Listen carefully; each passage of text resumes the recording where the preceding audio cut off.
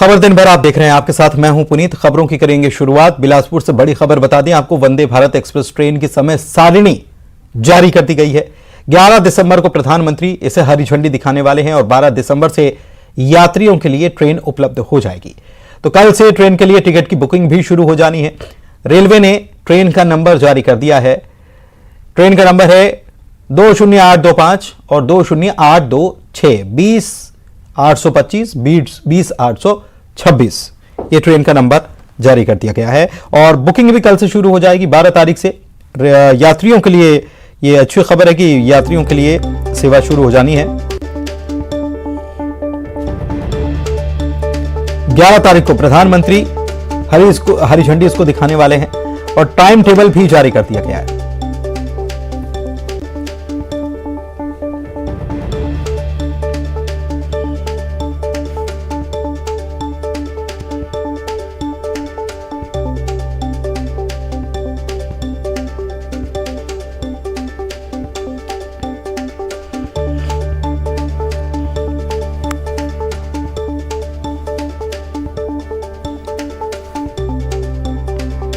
विनोद हमारे संवाददाता हमारे साथ फोन लाइन पर जुड़े हुए हैं, उनसे बात करते हैं।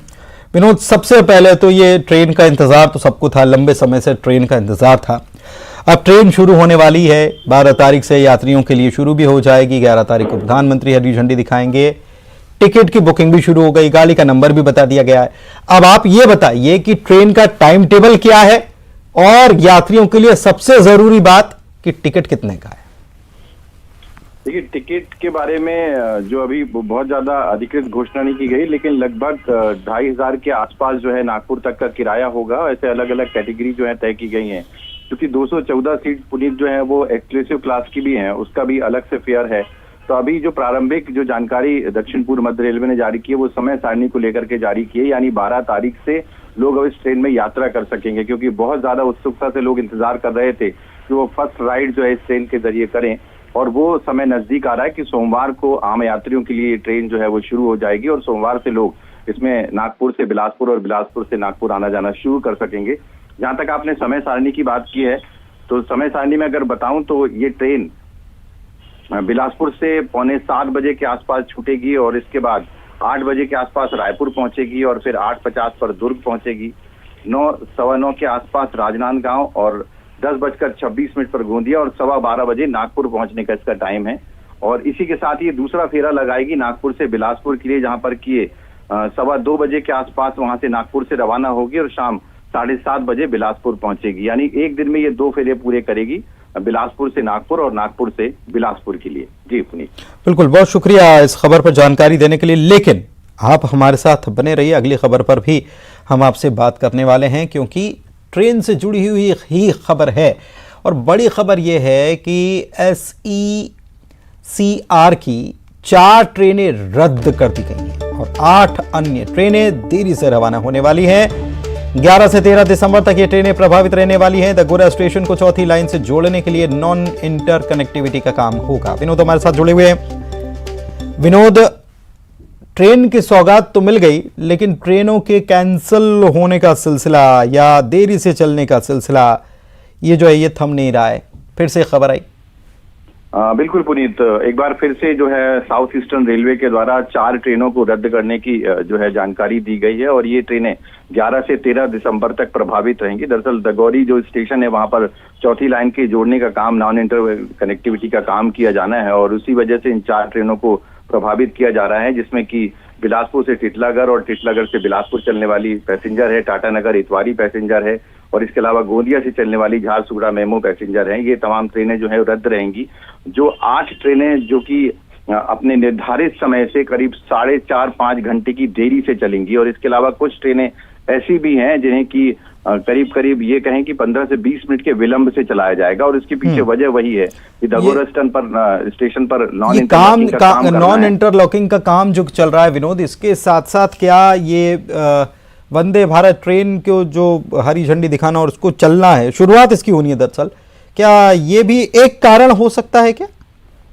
देखिए, जहां तक पुनीत आपने बहुत सही सवाल किया, जो वंदे भारत ट्रेन है इसके लिए जो 11 ट्रेनें हैं उनके समय में आंशिक परिवर्तन किया गया है, यानी 10 से 5 मिनट का हेरफेर किया गया है। तो उस वजह से इन ट्रेनों के प्रभावित होने की कोई वजह नहीं है। दरअसल चौथी इंटरलाइन का जो काम चल रहा है अभी, ये हालांकि सिलसिला रेलवे के जो सूत्र बताते कि 2023 तक लगातार जारी रहेगा, और उसके पीछे सबसे जो खास वजह है कि जो ट्रेनों की गति है वो बढ़ाने की है। अभी 70 से 75 किलोमीटर प्रति घंटे की रफ्तार से जो साधारण ट्रेनें हैं वो दौड़ती हैं, और रेलवे का मकसद है, साउथ ईस्टर्न रेलवे या रेलवे मंत्रालय का मकसद है 130 के आसपास जो वंदे भारत का जिसका जिक्र भी 130 या उससे थोड़ा सा आसपास रहे ट्रेनों की गति, यानी कि सफर जो है वो जल्दी पूरा हो जाए। बहुत शुक्रिया आपका इस जानकारी के लिए। प्रदेश में कमिश्नर प्रणाली को 1 साल पूरा हो गया, मध्य प्रदेश की बात कर रहे हैं, और गृह मंत्री ने कहा है कि जल्द ही प्रदेश के कई दूसरे शहर में भी इसको लागू कर देंगे। उन्होंने पुलिसकर्मियों को सम्मानित भी किया है।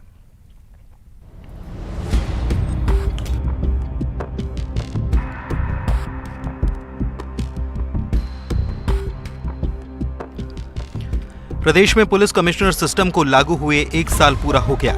गृह मंत्री नरोत्तम मिश्रा ने दावा किया कि इस दौरान भोपाल और इंदौर में यह सिस्टम सफल रहा और क्राइम का ग्राफ तेजी से कम हुआ। साइबर क्राइम को कम करने पर पूरा फोकस है। 1 साल के अंदर हमने काफ़ी अपराधों में कमी लाने की दृष्टि से हम काफ़ी आगे बढ़े हैं। साइबर क्राइम की दृष्टि से भी अब आप देखेंगे कि भोपाल के अंदर ये साइबर क्राइम एक ऐसा क्राइम है, सबसे ज़्यादा क्राइम अब इससे हो रहे हैं। 1 करोड़ 18 लाख रुपए हमने भोपाल में ही, 3 करोड़ के लगभग साइबर क्राइम की वसूली इंदौर पुलिस के अंदर हमारी की गई। बेटियों की, बच्चियों की बरामदगी हमने मध्य प्रदेश के अंदर सिर्फ 12 दिन का अब ट्रैक रिकॉर्ड है, 12 दिन में हम ले आते हैं, और बड़ी संख्या में हमने बेटियों को वापस भी लाए। इधर पुलिस कमिश्नर सिस्टम पर पूर्व मंत्री पीसी शर्मा ने सवाल उठाए। उन्होंने कहा कि इंदौर और भोपाल में कई थानों से गंभीर शिकायतें मिली हैं। देखिए, कमिश्नर प्रणाली को जिस तरह से इन्होंने हैंडल किया है, उसमें कमिश्नर प्रणाली ठीक से काम भी नहीं कर पाई। कई थानों की रिपोर्ट है कि भारतीय जनता पार्टी के नेताओं ने हस्तक्षेप किया और बहुत से थानेदार छोड़ के चले गए दूसरे को चार्ज दे के। ये स्थिति है भोपाल और इंदौर की, और पुलिस चाहते हुए भी क्राइम रेट नहीं रोक पाई। दिल्ली की जो रिपोर्ट है, क्राइम रिपोर्ट, उसके हिसाब से महिलाओं पे अत्याचार, अपहरण बढ़े हैं। कमिश्नर प्रणाली के 1 साल पूरा होने पर गृह मंत्री नरोत्तम मिश्रा ने पुलिसकर्मियों को सम्मानित भी किया। इस दौरान गृह मंत्री ने सभी पुलिसकर्मियों को मिठाई खिलाई और सभी की सराहना की। बता दें कि मध्य प्रदेश में 2 ही शहरों में फिलहाल पुलिस कमिश्नर प्रणाली लागू है। इसमें इंदौर और भोपाल शामिल हैं। उन्होंने कहा कि समीक्षा की जा रही है और जल्द ही दूसरे शहरों में भी पुलिस कमिश्नर सिस्टम लागू किया जाएगा। अब श्योपुर की बात कर लेते हैं। यहां पर नसबंदी शिविर का आयोजन किया गया था, और नसबंदी शिविर का आयोजन जो हुआ ये अव्यवस्थाओं के बीच किया गया। अव्यवस्थाएं कैसी, देखिए यहां पर अव्यवस्थाएं, महिलाओं के लिए कोई व्यवस्था नहीं थी। महिलाएं नाराज हो गई। विजयपुर अस्पताल में जमकर उनको हंगामा करना पड़ गया। नाराज महिलाओं ने डॉक्टर्स के खिलाफ भी नारेबाजी की। उनका आरोप है कि नसबंदी शिविर तो रख लिया गया, लेकिन व्यवस्थाओं के नाम पर कोई सुविधा ही नहीं दे रहे। ठंड में महिलाओं को जमीन पर लेटा दिया गया, परेशान करा गया। उन्हें स्ट्रेचर तक नहीं मिली। इस बारे में सीएमएचओ बीएल यादव सफाई दे रहे हैं, कह रहे हैं कि हमारे पास बैठने के पर्याप्त इंतजाम हैं, लेकिन एक मरीज के साथ 4-4 अटेंडर आ रहे हैं, इससे परेशानी हो रही है। अब मैं बताऊं, देखो अब सुनो, इसका क्या है कि हमारे पास आने वालों की, उसके सारे लोगों की काउंटिंग नहीं होती, ना हम काउंटिंग कर सकते। हमने हिदायत ये दी है उनको कि 1 बाई और 1 अपना आशा, और उसके साथ अटेंडर आ जाए, एक तो टोटल 3 हो जाएंगे। टोटल होता ये है कि उसके साथ 4 से 5 से कम ज़्यादा नहीं होते, इससे ज़्यादा संख्या आती है।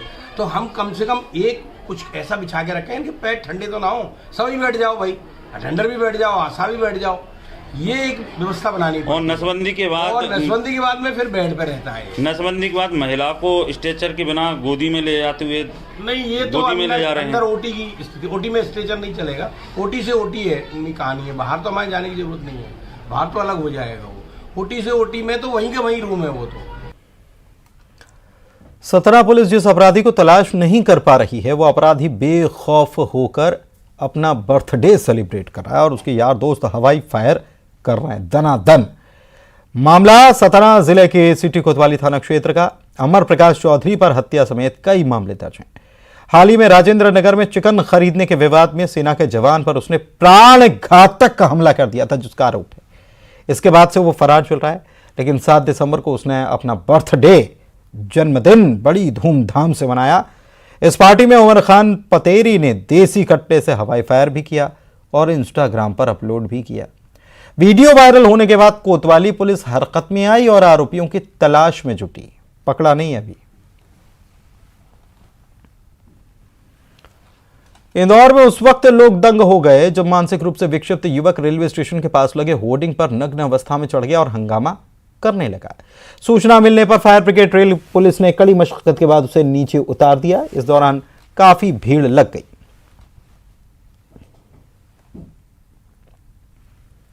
दिल्ली से खबर आपको बता रहे हैं। G20 के चौथे स्थायी वित्त कार्य समूह की बैठक सितंबर 2023 में छत्तीसगढ़ में रखी गई है और इसकी बैठक के मद्देनजर प्रधानमंत्री ने आज एक बैठक रखी थी ऑनलाइन। प्रधानमंत्री की अध्यक्षता में यह बैठक थी जिसमें मुख्यमंत्री भी शामिल हुए छत्तीसगढ़ के, और यहां विश्व स्तर की व्यवस्था के लिए सीएम ने आश्वस्त किया है प्रधानमंत्री को और कहा है कि मेजबानी के बहाने हमें दुनिया भर के अतिथियों के सामने छत्तीसगढ़ की कला, संस्कृति, यहाँ के व्यंजन, अलावा ग्रामीण अर्थव्यवस्था के जो कार्य किए जा रहे हैं, नवाचार जो किए जा रहे हैं, उसको प्रदर्शित करने का मौका मिलने वाला है।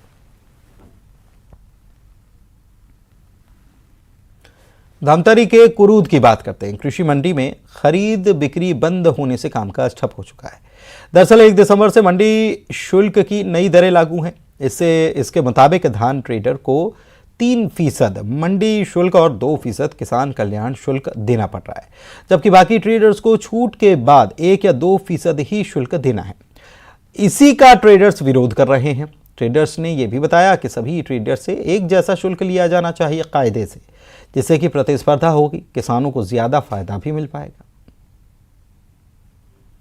मंडी बंद शासन से हमारी मांगे यह है कि शासन जल्द और विसंगतिपूर्ण मंडी शुल्क में निर्णय लिया गया है। एक्सपोर्टर का 0%, पोहा मिल वालों का 1%, राइस मिल वालों को 2%, ट्रेडर्स वालों को 5%। इस विसंगति को दूर किया जाए। शासन से आग्रह, इस विसंगति के कारण मंडी शुल्क में मंडी में आवक कम हो गई। मंडी को किसानों को जो धान को उचित में नहीं मिल पा रहा है, मंडी में आवक कम होने का किसान श्रमिकों लेबर वर्ग का रोजी रोटी नहीं हो पा रहा है। तो शासन से आग्रह है कि मंडी शुल्क सबका समान किया जाए, जिससे मंडी प्रतिस्पर्धा बढ़े, किसानों को उसका उचित मूल्य मिले। शुल्क में विसंगति के चलते इन लोगों ने ज्ञापन सौंपा है। राइस मिलर्स को वर्तमान में खरीदी में एक रुपया मंडी शुल्क और 1 रुपया कृषक कल्याण शुल्क लग रहा है और 0.2 निराश्रित शुल्क, और इनको 2 रुपया नहीं 3 रुपया मंडी शुल्क और 2 रुपया कृषक कल्याण शुल्क और 0.2 निराश्रित शुल्क लग रहा है। मुंबई के जियो वर्ल्ड सेंटर में नीता मुकेश अंबानी कल्चरल सेंटर भव्य शुरुआत के लिए तैयार हो रहा है। उससे पहले NMACC की वेबसाइट का ऑफिशियल लॉन्च किया गया। इस खास मौके पर रिलायंस फाउंडेशन की संस्थापक चेयरपर्सन नीता अंबानी ने अपने नाम पर मुंबई के दिल में अपनी तरह के पहले लैंडमार्क यानी कि NMACC को लेकर अपना विजन शेयर किया। इस मौके पर ईशा अंबानी ने कला के लिए अपनी मां नीता अंबानी के समर्पण का जिक्र भी किया। अक्टूबर 2022 में ईशा अंबानी ने कला के लिए अपनी मां के प्रेम के सम्मान में NMACC के निर्माण का ऐलान किया था।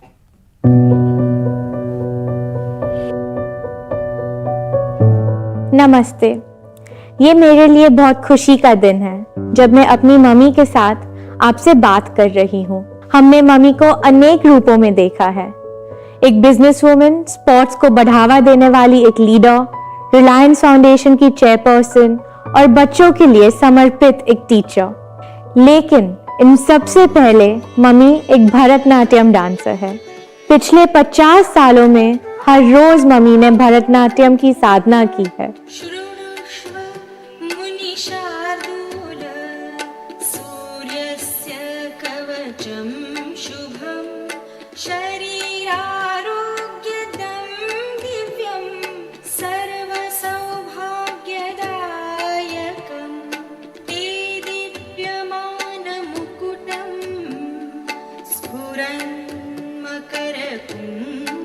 आर्ट्स के लिए उनके इस डीप डेडिकेशन को सेलिब्रेट करता है ये Nita Mukesh Ambani cultural centre. Over to you mom.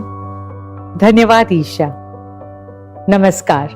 कला मेरे लिए एक साधना है, तपस्या है। मैं आज आपके सामने एक कलाकार भारत की एक क्लासिकल डांसर के तौर पर आई हूं। मैं जब 6 साल की थी तब से भरतनाट्यम सीखने का फैसला किया था। मेरे इस फैसले ने मुझे आत्मविश्वास दिया, एम्पावर भी किया। आज मैं जो हूं इसमें इसका बहुत बड़ा योगदान है। प्राचीन काल से हमारे ऋषि मुनियों ने कला को मेडिटेशन का ही एक रूप बताया है। भारत में मूर्तिकला, नृत्य, संगीत, नाटक, चित्रकारी आदि की एक परंपरा रही है। मेरा सपना रहा है कि भारत की कला की ये खुशबू दुनिया तक पहुंचे। मेरे बचपन के सपने को नीता मुकेश अंबानी कल्चरल सेंटर ने पूरा किया है।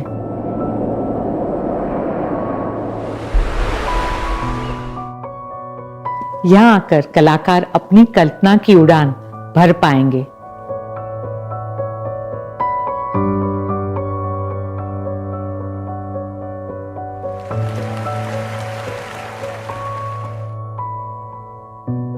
भारत और दुनिया के कलाकारों का नीता मुकेश अंबानी कल्चरल सेंटर में दिल से स्वागत है।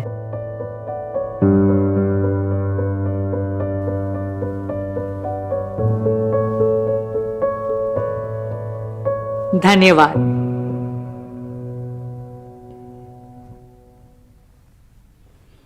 और इसी के साथ इस बुलेटिन में इतना ही।